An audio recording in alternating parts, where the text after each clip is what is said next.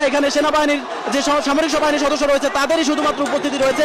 তারা আন্দোলনকারীদের নিবৃত্ত করার চেষ্টা করছে। এখানে আইন শৃঙ্খলা রক্ষাকারী বাহিনী পুলিশের যে সদস্যদের উপস্থিতি ছিল তারা এখন শাহবাগের যে থানা রয়েছে সেই থানার ভেতরে অবস্থান নিয়েছে। তারা আজকে আইন শৃঙ্খলা রক্ষাকারী বাহিনীর যে এখানে অবস্থানটি ছিল সেই অবস্থানটি এখন এই মুহূর্তে আর নেই।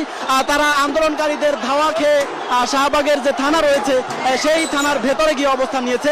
এখানে এখন শুধুমাত্র সামরিক বাহিনীর সদস্যদের উপস্থিতি রয়েছে এবং তারা আন্দোলনকারীদেরকে এখানে এই জায়গাটিতে পুলিশকে আক্রমণ করা থেকে নিবৃত্ত করার চেষ্টা করছেন।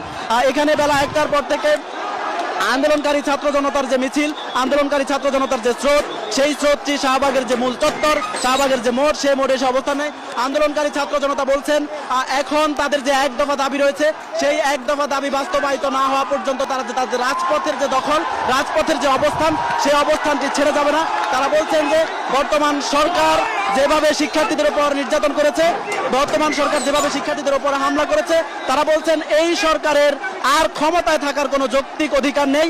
তারা বলছেন যে এই সরকার যতক্ষণ না পদত্যাগ করবেন তারা ততক্ষণ পর্যন্ত তাদের যে কর্মসূচি, তাদের যে আন্দোলন, সেই আন্দোলন চালিয়ে যাবেন। তারা বলছেন তাদের আজকে মার্চ টু ঢাকা যে কর্মসূচি রয়েছে যে কোনো মূল্যে তারা সেটি সফল করবেন। এছাড়া বৈষম্য বিরোধী ছাত্র আন্দোলনের যে ডাক, বৈষম্য বিরোধী ছাত্র আন্দোলনের ডাকে আজকে কেন্দ্রীয়ভাবে শাহবাগে এবং শহীদ মিনারে তাদের অবস্থান নেওয়ার কথা ছিল। বেলা 10টার পর থেকে তারা শহীদ মিনারে